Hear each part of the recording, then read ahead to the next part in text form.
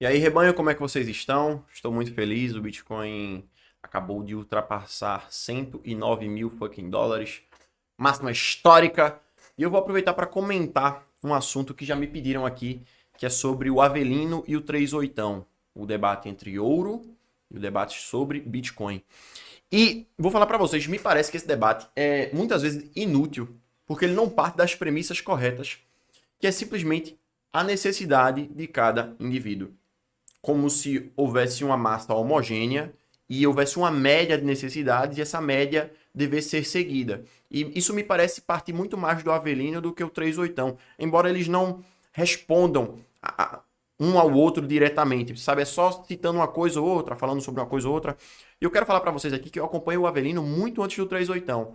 Eu acompanho o Avelino desde a época que ele fazia chá de ouro e prata e bebia. E ele postava isso na internet, o que era muito louco. Naquela época eu não conseguia entender muito bem, mas eu já achava o cara insano e ele participava dos grupos libertários, eu achava isso aí muito massa.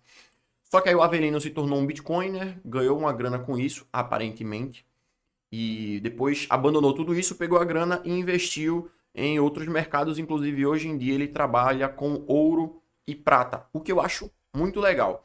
E muita gente diz o seguinte: o Avelino critica o Bitcoin porque ele vende ouro, ou vende prata, ou vende metais preciosos, e ele quer incentivar as pessoas a comprarem o ouro dele.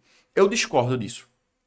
Eu discordo disso. Eu não acredito que é por causa disso. Eu acredito sim que ele tem boas intenções, mas eu não acho as intenções dele muito claras, sabe? Fica, para mim, me parece tudo muito ambíguo, nunca parece ter muita certeza no que ele fala. E eu tô falando para vocês, eu gosto do Avelino, eu acho ele um cara massa, tá? Mas por que é que eu digo que muitas vezes essas discussões partem de pressupostos errados? É porque não é avaliado o que cada indivíduo necessita.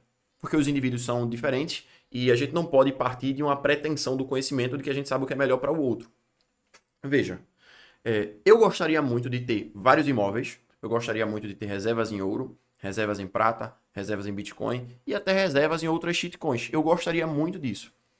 Só que, quando eu me coloco no meu lugar, avalio a minha realidade, enxergo ao meu redor e vejo e analiso as minhas necessidades, para mim se torna muito mais vantajoso comprar Bitcoin. Por quê? Eu sou um cara de 27 anos. Eu não pretendo ficar nesse país. Eu não pretendo adquirir patrimônio significativo em bens materiais aqui no Brasil. E as características de um bem que me são mais atraentes são ocultabilidade, portabilidade. Para mim, se tiver essas características, fora a segurança em si, é o mais importante. Então, eu poderia fazer como o meu pai acha que é legal: pegar essa grana e investir em uma previdência privada. Ou o resto da minha família, compra um imóvel. Ou então fazer como o Avelino, compre ouro, compre prata. Ou como o 38, compre Bitcoin. No final das contas, para mim é muito mais vantajoso comprar Bitcoin. Porque eu não quero estar aqui. Eu não quero permanecer nesse lugar. Eu não acho que o Brasil é um lugar bom. Na minha opinião, esse país é um país amaldiçoado. O Brasil não tem mais solução, não vai estar em um patamar saudável, economicamente falando, e até ideologicamente falando, para que eu me mantenha aqui nos próximos 10, 15 anos. Não faz sentido. Então, se eu deixar de comprar cripto para comprar ouro, onde que porra eu vou guardar esse ouro? Eu não tenho estrutura para guardar ouro. Eu não tenho capacidade de transportar ouro para outro país. Eu simplesmente não tenho. Mas eu consigo sair do país com os bitcoins aqui na minha cabeça. E aí tem diversas críticas ao Bitcoin, tipo, Bitcoin não é dinheiro, Bitcoin não segue o teorema da regressão de Mises. Eu não sei se eu concordo com isso não, porque eu acho sim que o Bitcoin atualmente ele tem um uso não monetário prévio ao uso monetário.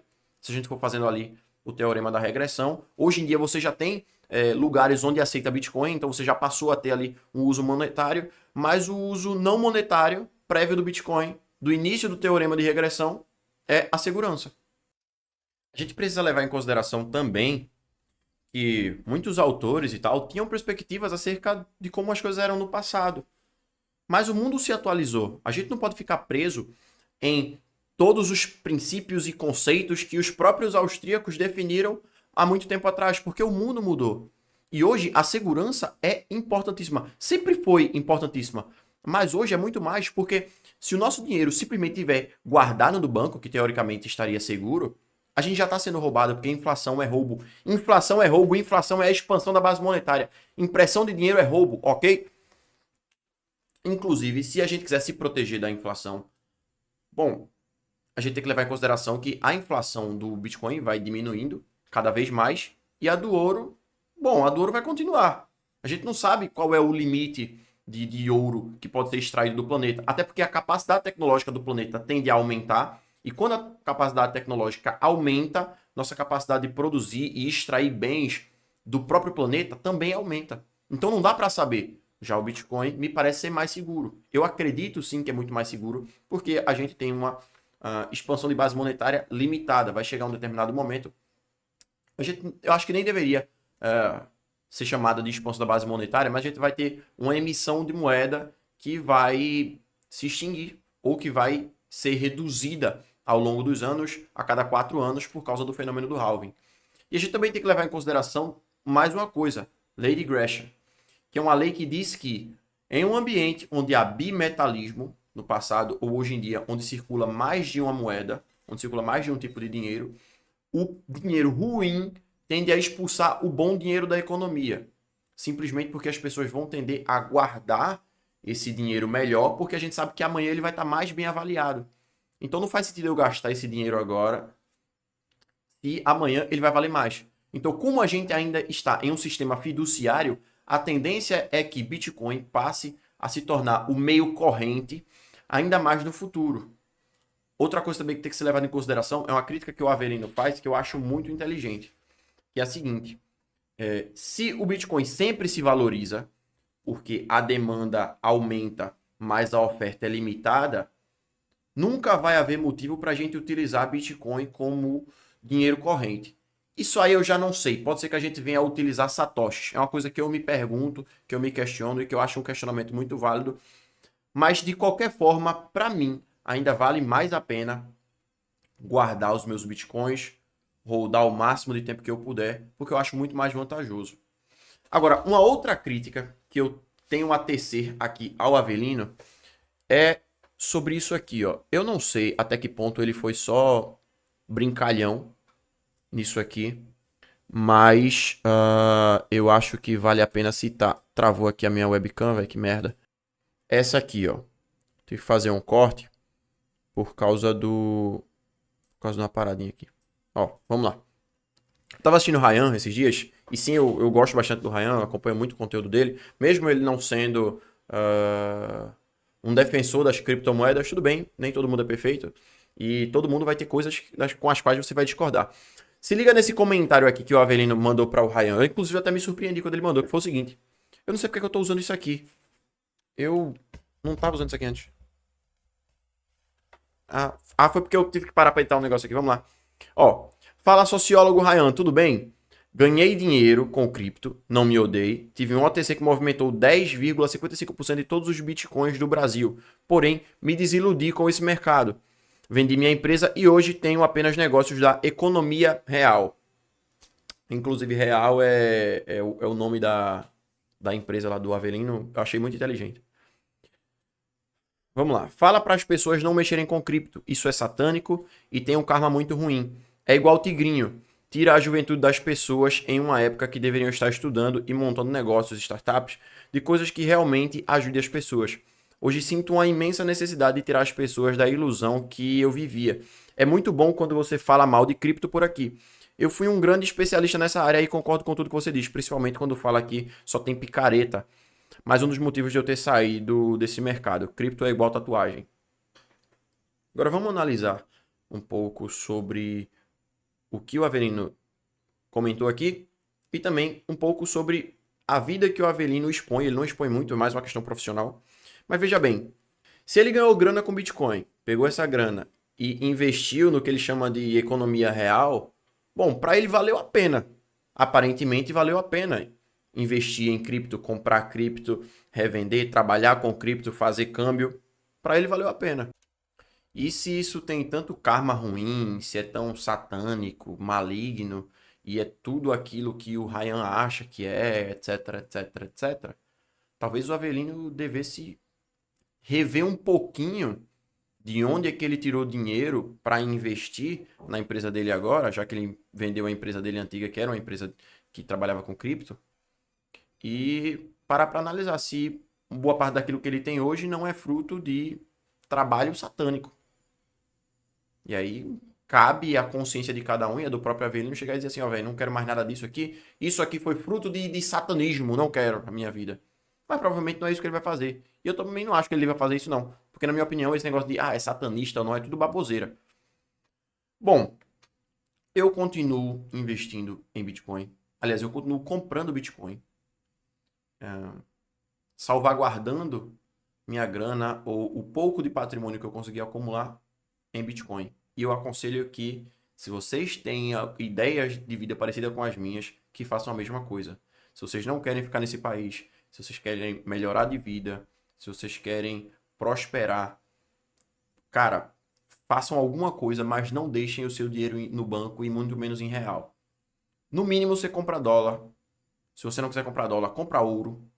Se não quiser comprar ouro, compra Bitcoin. Se não quiser comprar Bitcoin, compra algum imóvel, compra alguma coisa, mas não deixa o dinheiro parado no banco. Porque no próximo ano, a gente não sabe como é que vai estar a inflação brasileira. A inflação real mesmo, a expansão da base.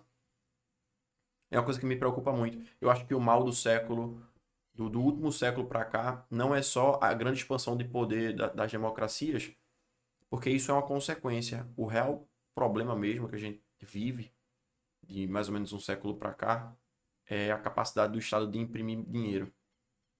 Eu acredito piamente nisso, assim, fortemente, que o maior mal do século é a impressão de moeda. Não importa qual problema social você aponte, aquilo vai ter raízes na impressão de moeda. Porque quando você cria uma sociedade com tendências a pensamento só no presente, ela não poupa e tal, você cria distorções extremamente, aí sim que eu acredito que são satânicas e que destroem a capacidade produtiva e por fazerem isso, consequências desastrosas e incomensuráveis são causadas na economia e na vida dessas próprias pessoas. Tenham visão orientada para o futuro, diminuam sua preferência temporal. Vou recomendar aqui alguns livros para vocês, se vocês quiserem ler. Acredito que vai fazer muito bem para vocês. Vocês acham esses livros em PDF, mas se vocês quiserem comprar na Amazon, vocês vão me ajudar bastante comprando pelo link que eu deixo aqui na descrição, tá? Também se inscreve nesse canal, tô tentando trazer vídeo todo dia para vocês. Ó, tem o mínimo sobre Bitcoin do Alan Schramm, que é o coautor do Bitcoin Red Pill. Tem aqui Bitcoin a moeda na era digital, do Fernando Ulrich. Tem o próprio Bitcoin Red Pill, que já está em uma outra edição. Recomendo muito esse livro aqui. Foi o que abriu meus olhos mesmo para que eu pudesse comprar Bitcoin enquanto estava ainda uns $50 mil. Tudo que eu tinha guardado nos anos anteriores eu comprei, velho. Não me arrependo. Não me arrependo de forma nenhuma.